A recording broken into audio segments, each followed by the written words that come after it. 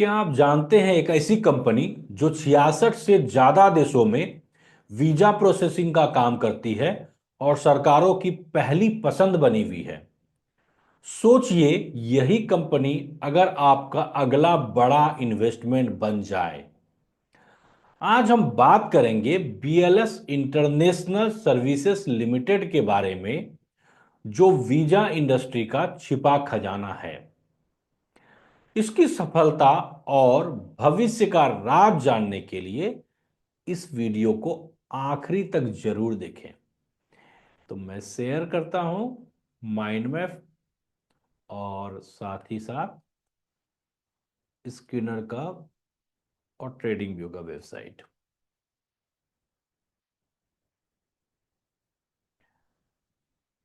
सबसे पहले हम लोग बात करेंगे sector BLS international services limited. Hospitality sector के अंतर्गत ये कंपनी आती है। और इस हॉस्पिटैलिटी सेक्टर में जो इंडस्ट्री है वो टोटल 4 इंडस्ट्री है। सबसे पहला रेस्टोरेंट, दूसरा hotel resort and restaurants, travel services, और चौथा अम्यूजमेंट पार्क रिक्रिएशन क्लब। ये जो पहला है रेस्टोरेंट, इसके अंतर्गत 8 स्टॉक्स। दूसरा होटल इंडस्ट्री, इसके अंतर्गत 64 कंपनी। ट्रेवल सर्विसेज, इसके अंदर 18 कंपनी। और जो अम्यूजमेंट पार्क इंडस्ट्री है, इसके अंतर्गत 5 कंपनी आती है। तो ये तो हो गया सेक्टर, और ये हॉस्पिटलिटी, ये सेक्टर हो गया हॉस्पिटलिटी, और इस सेक्टर के अंतर्गत जो इंडस्ट्री आती है हम वो समझ गए। अब समझते हैं ये कंपनी किस इंडस्ट्री, इस चारों में से कौन सा इंडस्ट्री के अंतर्गत आती है। तो ये कंपनी आती है ट्रेवल इंडस्ट्री, ट्रेवल सर्विसेज के अंतर्गत। हमारा जो आज का बीएलएस इंटरनेशनल है ये ट्रेवल सर्विसेज के अंतर्गत आती है। अब कैटेगरी ये स्मॉल कैप है। कंपनी के बारे में जान लेते हैं। इसकी स्थापना 2005 में हुई थी और इसका हेडक्वार्टर न्यू दिल्ली में है। और ग्लोबल प्रेजेंस की बात करें तो ये 66 से ज़्यादा कंट्री में इनका काम है। और इनका जो मुख्य सर्विस है वो है visa, passport, consular and citizen services. और इनका यदि हम एम्प्लॉय स्ट्रेंथ की बात करें तो करीब करीब 60,000 एम्प्लॉय स्ट्रेंथ है 2024 का डाटा के अकॉर्डिंग। अब हम सर्विसेज के बारे में थोड़ा डिटेल में देखते हैं कि ये दरअसल किस किस तरह का सर्विस प्रोवाइड करती है। इनका जो मेन सर्विस है, जो कोर सर्विस है ना, वो कोर सर्विस 5 तरह का है। एक तो है आउटसोर्स्ड वीजा प्रोसेसिंग, दूसरा वेरिफिकेशन ऑफ डॉक्यूमेंट्स, तीसरा अटेस्टेशन ऑफ डॉक्यूमेंट, चौथा बायोमेट्रिक्स, और पांचवा e visa. Value added services के अंतर्गत 7 चीज आता है। पहला है photocopy courier and internet facility, premium lounge, form filling, insurance, SMS alert, translation services, mobile biometrics. और प्रोवाइडिंग सिटीजन सर्विसेज के अंतर्गत 5 सर्विस है। Passport renewal, authentication of travel documents, legalisation of documents, renunciation of citizenship और पांचवा है notary services. तो ये 3 मुख्य रूप से ये सर्विस प्रोवाइड करती है पीएलएस इंटरनेशनल सर्विसेज लिमिटेड। अब हम बात करते हैं इनका इनकम रेवेन्यू। इसमें लोकेशन वाइज यदि हम देखें कि कहाँ कहाँ से इनको इनकम आता है, तो लोकेशन वाइज में इनको 5 भागों में बांटा गया है। सबसे ज्यादा इनकम मिडिल ईस्ट से है, जो 39% रेवेन्यू जनरेट होता है यहाँ से।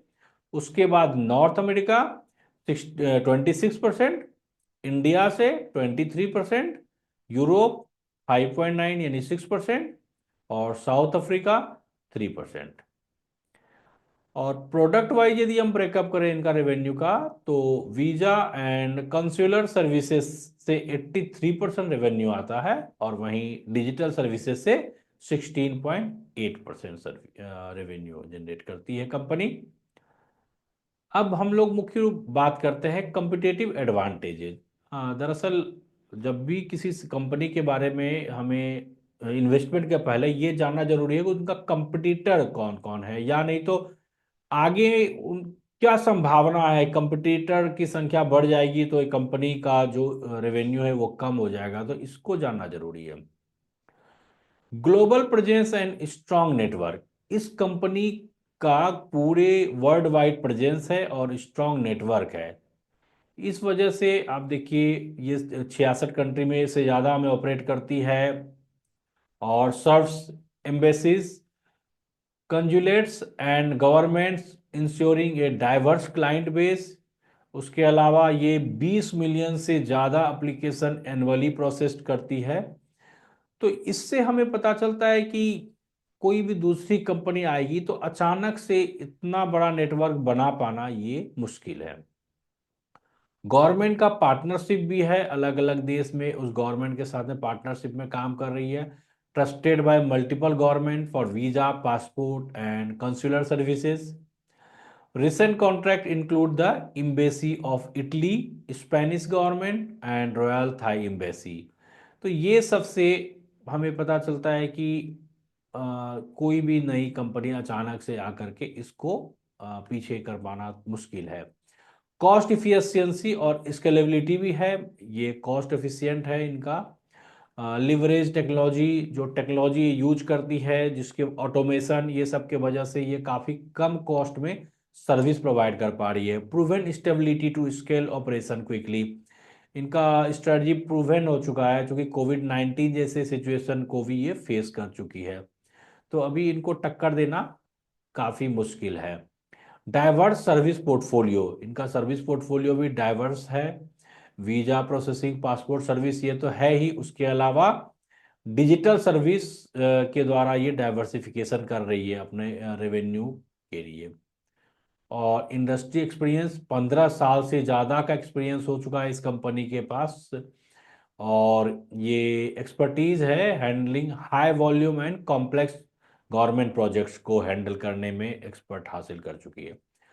इससे हमें ये पता चलता है कि कोई भी दूसरी कंपनी अचानक से इस क्षेत्र में आकर पैर जमाना ये मुश्किल है, तो इसका फायदा इस कंपनी को मिलता है और मिलेगा। अब हम इन्वेस्ट करने के पहले रिस्क भी समझना जरूरी है। हम आंख बंद करके इन्वेस्ट कर लें और अचानक हमारा पैसा फंस ना जाए। तो रिस्क एंड चैलेंज मुख्य रूप से दो है। एक तो है कि गवर्नमेंट का कॉन्ट्रैक्ट पर डिपेंडेंसी है, यदि कभी भी गवर्नमेंट कॉन्ट्रैक्ट खींच ले या कोई पॉलिसी चेंज हो जाए रेगुलेटरी, या जो पॉलिटिकल चैलेंज यदि कुछ आ जाए तो इसके वजह से इनका इनकम रेवेन्यू कम हो सकता है, रुक सकता है, तो एक ये चैलेंज है। अब हम लोग इसके स्क्रीनर के वेबसाइट पर जा करके थोड़ा सा ये तो इसका ट्रेडिंग व्यू है, यहाँ से पहले हम चार्ट देख लेते हैं। देखिए ये 2020 से आप देखिए कि अप ट्रेंड में था, और अप ट्रेंड में जाने के बाद यहाँ पर आप देखिए जनवरी 2024 में यहाँ पर ब्रेक आ गया, ऊपर जाना रुक गया, और यहाँ पर ब्रेक आया तो ये लंबे समय तक ब्रेक है। आप देख पा रहे होंगे यहाँ कि करीब करीब 1 साल हो गया, और ये इसी जगह पर देखिए कई बार यहाँ पर आता और यहाँ से फिर वापस हो जाता है, तो इसी को बोलते हैं रेसिस्टेंस। और बार बार यहाँ से आप वापस आ रहा है तो एक स्ट्रॉन्ग रेसिस्टेंस का काम यहाँ पर, ये स्ट्रॉन्ग रेसिस्टेंस बन चुका है, जो कि यहाँ पर एक बार सितंबर में तोड़ने का कोशिश हुआ था लेकिन वापस हो गया, फेल हो गया। फिर से देखिए दिसंबर में इसको तोड़ने का कोशिश हुआ है, और आज जब मैं वीडियो बना रहा हूं, आज आप का 28 है आज, यानी ट्यूसडे है, तो आज ये थोड़ा सा करेक्शन इसमें आया है, नीचे आया है, लेकिन अभी भी ये जो रेसिस्टेंस है एक तरह का सपोर्ट का भी काम यहाँ पर अभी करेगा। तो ओवरऑल ये हमें ये समझना है कि ये 1 साल से एक कंसोलिडेशन फेज में चल रहा था, और ये कैंडल जो बना है दिसंबर का, ये इसको ब्रेक किया है। तो ये यहाँ पर जैसे ही ब्रेक किया है तो यहाँ पर आपका एंट्री बनता है। और चूंकि दिसंबर में आप चूक गए, एंट्री नहीं कर पाए हैं, तो अभी आप जनवरी अब लास्ट हो चुका है। अब देखिए कि यहाँ आप यदि चाहें तो स्मॉल ट्रांच आप ले सकते हैं। अदरवाइज जब ये 400 अभी 14 रुपया 50 पैसा है, 420 के ऊपर जाए ना तो आप पोजीशन बना सकते हैं। क्योंकि मैं एक सेवी रजिस्टर्ड एडवाइजर नहीं हूं, तो ये मेरा रिकमेंडेशन नहीं है, आप जानते ही हैं मैं वीडियो एजुकेशनल पर्पज से बनाता हूं, तो आप अपना रिसर्च करके ही एंट्री करेंगे। तो फिलहाल ये अच्छे मतलब ब्रेकआउट दिया है, तो यहाँ पर आप चाहे तो एंट्री बना सकते हैं। अब हम लोग थोड़ा इसके फंडामेंटल पर बात कर लें।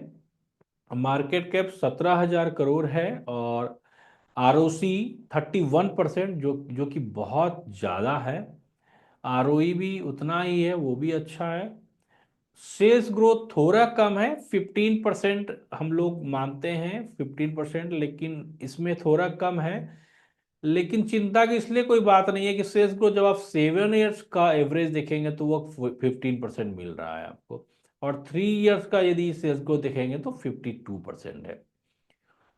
और इंटरेस्ट कवरेज रेशियो भी अच्छा है, करेंट रेशियो भी ठीक है।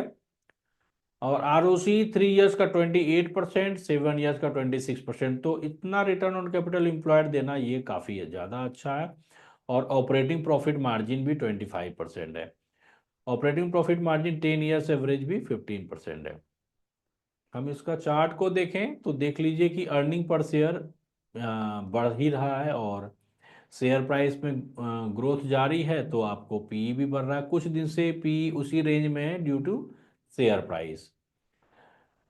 प्रॉफिट एंड लॉस स्टेटमेंट की बात करें तो इसका जो सेल्स है वो ये 850 से 1516 करोड़, और यहाँ से 1677 करोड़ हो चुका है 2024। ट्रेलिंग 12 मंथ 1873 करोड़ है। और नेट प्रॉफिट भी फिलहाल 439 करोड़ है, तो ये इंक्रीजिंग है। तो फंडामेंटली काफ़ी स्ट्रांग है। प्रॉफिट एंड लॉस स्टेटमेंट भी अच्छा है, कहीं कोई दिक्कत नहीं है। बैलेंस शीट में हम देखें तो इक्विटी कैपिटल 10 से 41 हो गया, और 41 को मेंटेन की हुई है कंपनी। रिजर्व में भी तेजी है, रिजर्व भी ऊपर जा रहा है। तो हाँ, थोड़ा सा बोरोइंग यहाँ पर बढ़ा है, लेकिन फिर भी उतना चिंता की बात नहीं है। ओवरऑल सब कुछ ठीक है, तो आप यदि चाहें इसमें पोजीशन बनाना तो आप बना सकते हैं। तो मुझे इसी के बारे में अपडेट करना था आपको। मैं उम्मीद करता हूँ आप लोगों को मेरा ये वीडियो पसंद आया होगा। जरूर से जरूर लाइक बटन दबाएं और अपने सारे दोस्तों को शेयर कीजिए।